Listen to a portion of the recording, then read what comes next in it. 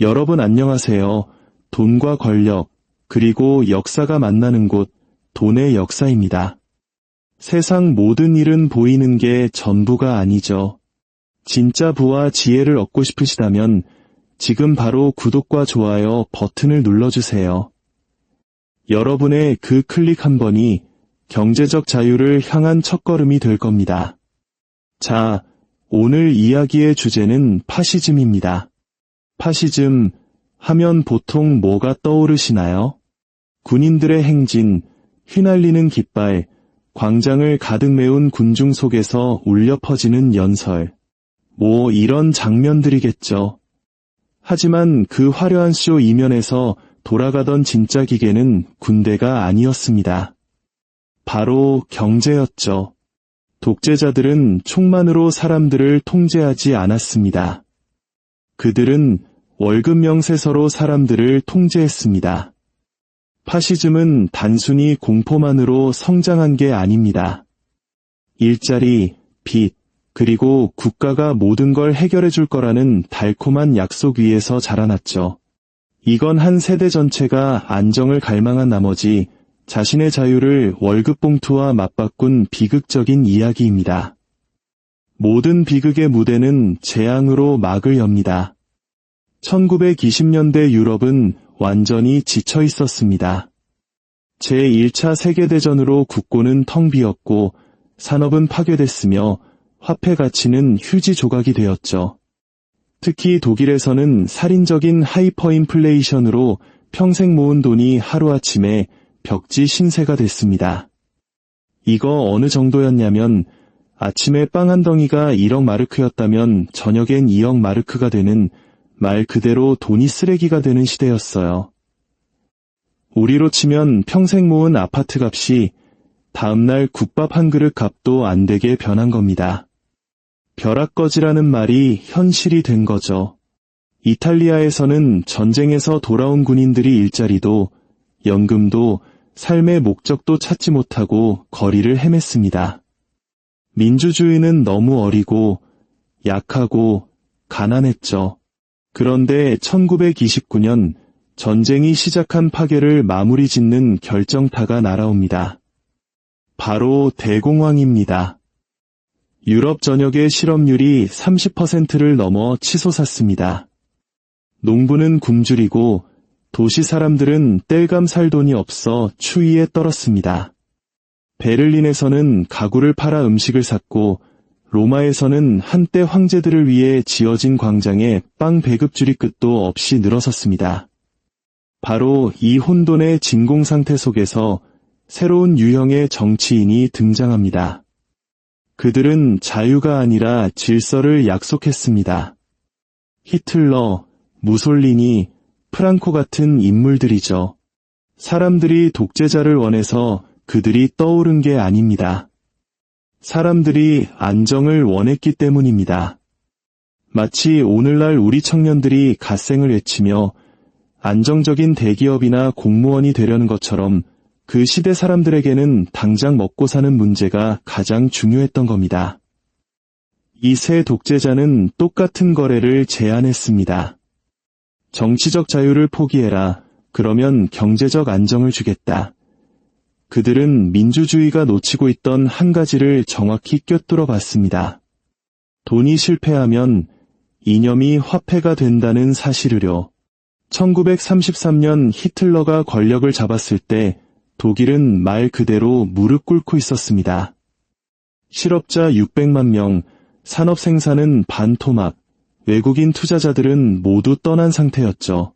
그런데 불과 3년 만에 실업 문제가 거의 사라졌습니다. 독일의 기적이 시작된 겁니다. 외부 세계에는 천재적인 경제 정책처럼 보였고 독일 국민들에게는 구원처럼 느껴졌습니다. 나치 정권은 일자리를 마구 쏟아냈습니다.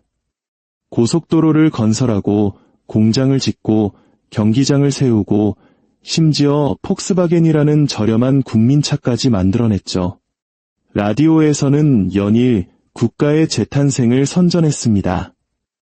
하지만 이 환상 뒤에는 역사를 바꾼 대담한 경제적 속임수가 숨어 있었습니다. 나치는 돈을 찾은 게 아니었습니다. 돈을 창조해냈죠.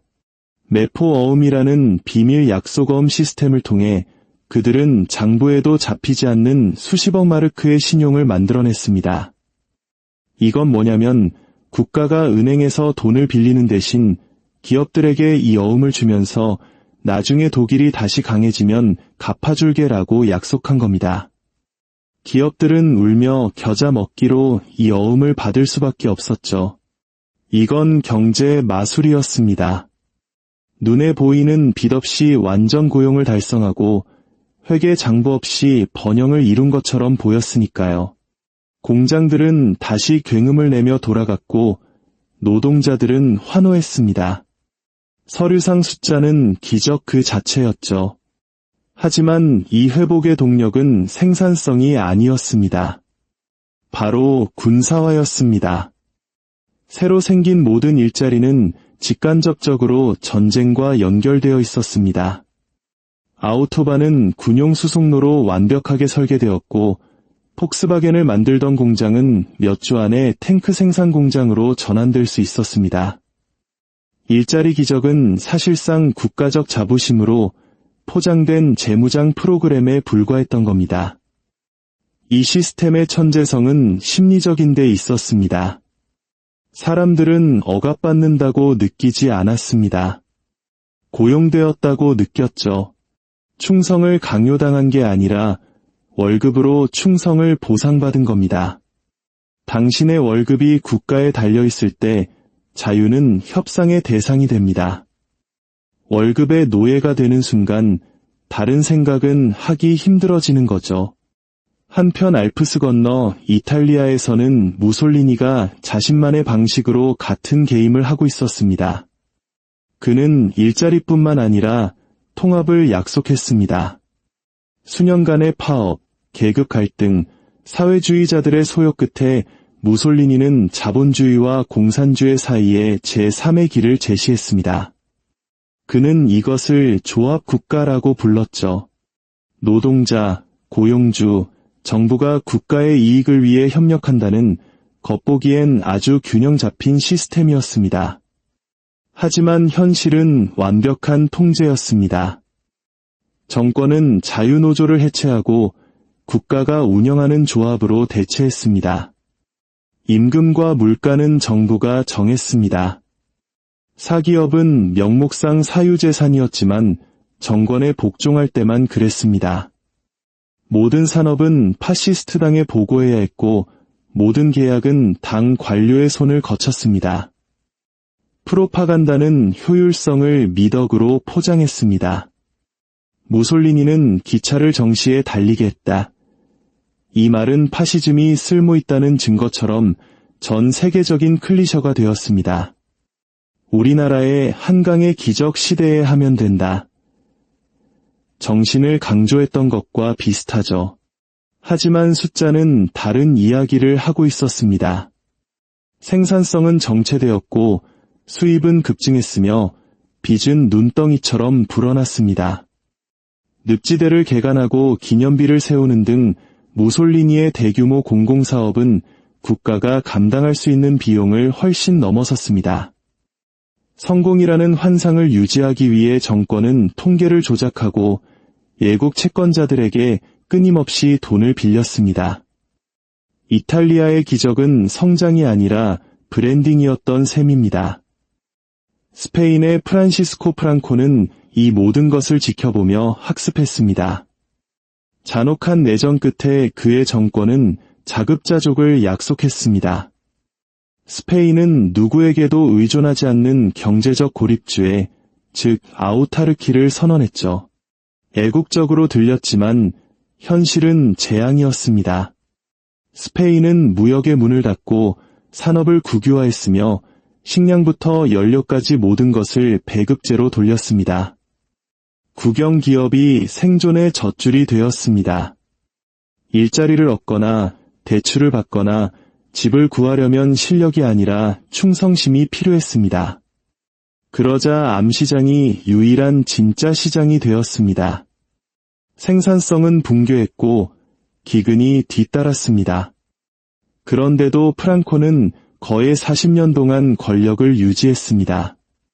왜냐하면 경제가 실패했을 때조차 충성심 메커니즘은 완벽하게 작동했기 때문입니다. 사람들은 복종을 안정과 동일시하게 되었습니다. 정권은 결핍 그 자체를 통제 수단으로 바꿔버린 것입니다. 독일, 이탈리아, 스페인, 서로 다른 나라, 다른 이념이었지만 공식은 하나였습니다. 빚, 일자리, 선전, 그리고 통제. 파시스트 정권은 경제를 재건한 것이 아니라 시민들을 재프로그래밍했습니다. 그들은 고용이 곧 충성이며 생산이 자부심이고 반대가 곧 실업인 사회를 창조했습니다. 경제적 의존성은 독재의 부드러운 무기가 되었습니다. 1930년대 말 이 경제적 환상은 절정에 달했습니다. 실업은 거의 사라졌고 생산은 호황이었으며 국가적 자부심은 돌아왔습니다. 표면적으로 파시즘은 자본주의의 혼란에 대한 치료제처럼 보였습니다. 하지만 그것은 치료가 아니라 전환이었습니다. 시장에 보이지 않는 손은 국가의 철건으로 대체되었습니다. 모든 공장, 농장, 월급봉투는 복종 안정이라는 단 하나의 중앙집권적 방정식의 일부가 되었습니다. 이것이 바로 파시스트 경제학의 진정한 천재성이었습니다. 효율성이 아니라 통제. 독재자들은 공포만으로는 권력을 오래 유지할 수 없다는 것을 배웠습니다. 하지만 의존성은 영원히 지속될 수 있습니다. 국가에 의존하는 노동자는 반란을 일으키지 않습니다. 그는 생존을 위해 투표하거나 경례를 하죠. 그 시스템의 작동 방식은 놀랍도록 간단했습니다. 첫째, 일자리. 이념만으로는 독재가 오래가지 못합니다. 그래서 정권은 고용을 도덕적 의무로 만들었습니다. 노동이 너희를 자유롭게 하리라. 나치의 슬로건은 노동을 충성으로 예곡했습니다. 둘째, 빚. 공공사업, 군비 확장, 보조금은 번영의 환상을 주었지만 그 돈은 진짜가 아니었습니다. 빌리거나 찍어내거나 창의적인 회계 뒤에 숨겨진 돈이었죠. 셋째, 선전. 모든 경제 정책은 자부심과 운명의 언어로 포장되었습니다. 국가는 당신의 침묵을 사는 것이 아니라 당신의 믿음을 사고 있었습니다. 시민들은 자신을 단순한 노동자가 아니라 위대한 국가 프로젝트의 참여자로 여겼습니다. 바로 그 점이 통제를 보이지 않게 만들었습니다. 당신이 미래를 건설하고 있다고 믿을 때 당신 손에 채워진 족쇄는 보이지 않는 법입니다. 나치의 경제 기적은 종종 성공 사례로 기억되지만 그래서는 안 됩니다. 실업률은 폭락했지만 임금은 정체되었고 물가는 올랐으며 노동자들은 교섭력을 잃었습니다. 파업은 반역 행위가 되었습니다. 실질 소득은 줄었지만 선전은 사람들에게 더 부유해졌다고 말했습니다. 그들에게는 일자리, 퍼레이드, 값싼 라디오, 국가가 보조하는 휴가가 주어졌습니다. 기쁨을 통한 힘이라는 구호 아래 오락은 마취제 역할을 했습니다. 이 패턴은 오늘날에도 우리에게 불편한 질문을 던집니다. 1945년에 죽었던 통제의 경제학은 사실 진화한 게 아닐까요? 현대 정부들도 같은 교훈을 배웠습니다. 무력을 사용하기 훨씬 전에 일자리와 신용으로 안정을 살 수 있다는 것을요. 방법은 바뀌었지만 원칙은 그대로입니다. 실업률이 오르고 사회 불안이 커지면 해결책은 항상 같습니다. 대규모 공공지출, 인프라 프로젝트, 경기 부양책, 그리고 애국적인 브랜딩이죠. 일자리는 존엄이다.